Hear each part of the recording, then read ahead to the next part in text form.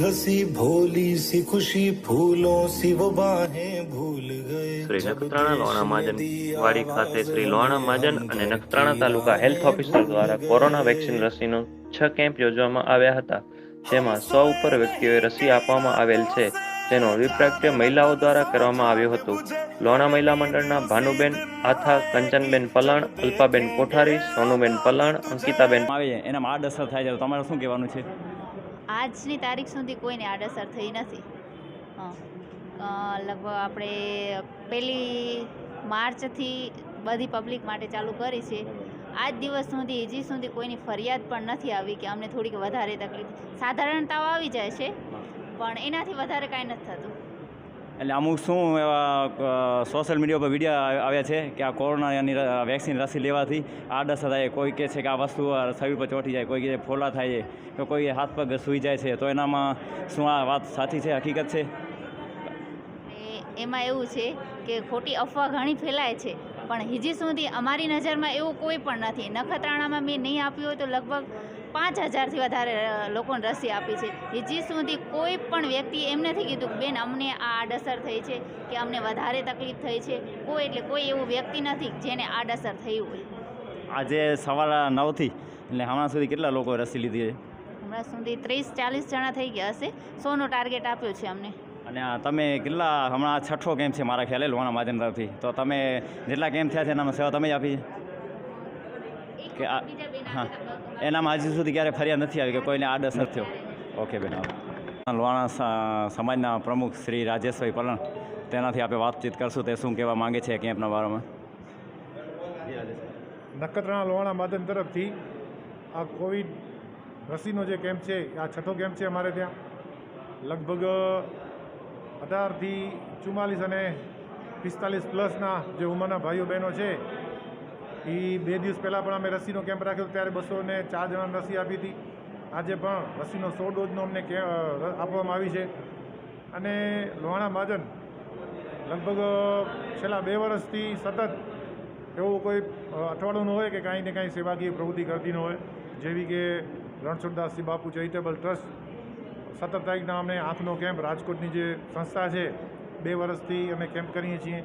અને 6 તારીખના કેસીઆરસી અંજન મંડળ તરફથી અને અમારા સ્વર્ગસ્થ અરુણાબેન મહેન્દ્રભાઈ ઠક્કર પ્રિન્સ મોબાઈલના સહયોગથી અમે આ દર મહિનાની 6 તારીખ અને 17 તારીખના કેમ્પનો કાર્યક્રમ હોય છે। એ સિવાય પણ કોરોનામાં લગભગ 800થી 1000 વ્યક્તિઓને અમે રાશનની કીટ આપી, પહેલાં જ માસ્ક વિતરણનો કાર્યક્રમ હોય, અન્ય સેવાકીય પ્રવૃત્તિઓ, ગાયો માટે ચારોનો કાર્યક્રમ હોય। અને હમણાં જ વીર વિઠ્ઠલ શહીદ દિન નિમિત્તે 19 તારીખના જે આપણા કોંબડીમાં વીર વિઠ્ઠલ મુંબઈ મધ્યે શહીદ થયા હતા, એમનો તિથિ નિમિત્તે ત્યાં હર કોઈ ગરીબ માણસોને અનેક સેવાકીય પ્રવૃત્તિઓ, પાણીના કુંડા, ચકલીઘર, પક્ષીઓ માટે, ગાયો માટે ચરો, રસલિયા, કોંબડી, રામપર, સરવા, એમ 4 ગામમાં અને આયુર્વેદિક કેમ્પનો કાર્યક્રમ રાખ્યો હતો। અહીંયા પણ આપણે 5 દિવસ આયુર્વેદિક ઓકાળાનો કાર્યક્રમ રાખ્યો હતો। એ સિવાય આયુર્વેદિક કેમ્પ રાખ્યો હતો। એટલે કાંઈ પણ સેવાકીય પ્રવૃત્તિ, લોહાણા સમાજ મહાજન કહેવાય એ હિસાબે કાંઈક ને કંઈક સેવાકીય પ્રવૃત્તિ કરવાનો અમારો ઉદ્દેશ છે। અને મહાજન તરફથી અમે ખાતરી આપીએ છીએ કે કાંઈ પણ આફત આવતી હોય ત્યારે અમારો સાથ સહકાર હોય છે, ને આપશું પણ ખરા જ। આજે પણ આપ જોઈ રહ્યા છો કે હર કોઈ સમાજના ભાઈઓ અને બહેનો રસી માટે અહીં આવે છે। અને જે બધી જગ્યાએ હોય છે એનાથી પણ વિશેષ વ્યવસ્થા અમે આપવા માટે મહેનત કરીએ છીએ। આ એક સારી જગ્યાએ બેસવાની વ્યવસ્થા અને ચા પાણીની વ્યવસ્થા પણ અમે કરતા હોઈએ છીએ।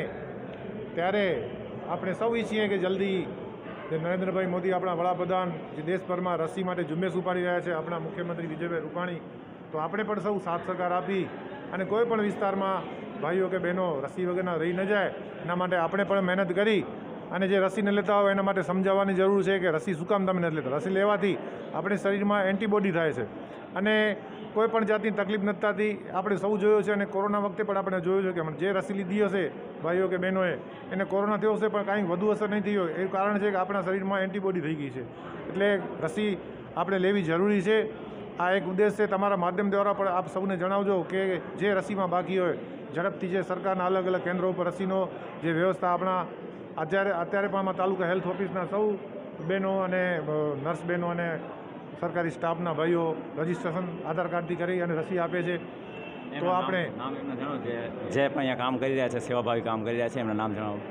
મેન તો આપણા વિથોણ પીએચસી અંડરમાં આપણું નખત્રાણા ગામ આવતું એટલે ત્રિવેણીબેન મેન આપણા છે અને સાથે સાથે ઉર્મિલાબેન પણ સેવા આપી રહ્યા છે. સાથે સાથે આશા વર્કર બહેનો, આંગણવાડી બહેનો અને ભાઈઓ જે રજિસ્ટ્રેશન કરી છે, અમારા લોહાણા સમાજના ભાઈઓ અને બહેનો પણ આ કાર્ય સફળ થાય એના માટે મહેનત કરતા હોય છે.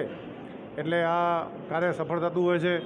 ફરીને આપણે સૌને વિનંતી કરીએ કે આ રસીમાં બાકીઓ ઝડપથી આપણી પાસે જ્યાં રસી કેન્દ્ર જ્યાં ચાલુ હોય ત્યાં આપણે રસી લઈએ એવી વિનંતી. અખિલ કચ્છ લોહાણા મંત્રી શ્રી નિખિલભાઈ કટા છે, મહેન્દ્રભાઈ કટા, એનાથી આપણે વાતચીત કરી તો શું કહેવા માગે છે. આજરોજે આપણે અહીંયા રસીના કેમ્પનું આયોજન કરે છે શ્રી નખત્રાણા લોહાણા મહાજન. મહિનાની અંદર અમે અલગ અલગ પ્રવૃત્તિઓ, અલગ અલગ આરોગ્ય માટે અલગ અલગ કેમ્પ રાખીએ છીએ. શ્રી રાજુભાઈ જ્યારથી પ્રમુખ બન્યા છે લોહાણા સમાજના, ત્યારથી દર અઠવાડિયે એક પ્રવૃત્તિ અમે સતત કરતા જ રહીએ છીએ. જેવા કે રસી કેમ્પ હોય, આંખના કેમ્પ હોય. આંખના કેમ્પ પણ અમે 17 તારીખને 6 તારીખના રાખીએ છીએ. 17 તારીખના રાજકોટથી સદગુરુ સેવા સંઘવાળા આવી અને અંતરે કેમ્પ રાખે છે અને 6 તારીખના અંજળ મંડળ ભુજ અને કેઆરસી ભુજવાળા દ્વારા કેમ્પ રાખવામાં આવેલ છે. અનેક પ્રવૃત્તિઓ પણ નખત્રાણા લોહાણા મહાજનમાં સતત ચાલુ જ રહે છે. પછી વાવાઝોડું હોય, અન્ય પ્રવૃત્તિઓ હોય તો તેમાં સતત કાર્યશીલ રહી એવા પ્રમુખ શ્રી રાજુભાઈએ ઘણી સેવાવી પ્રવૃત્તિઓ ચાલુ રાખી છે અને અમે એમને એમ જ કહીએ છીએ કે ભાઈ તમે આગળ વધો, સમાજ તમારી સાથે છે. જય હિન્દ, જય જલારામ.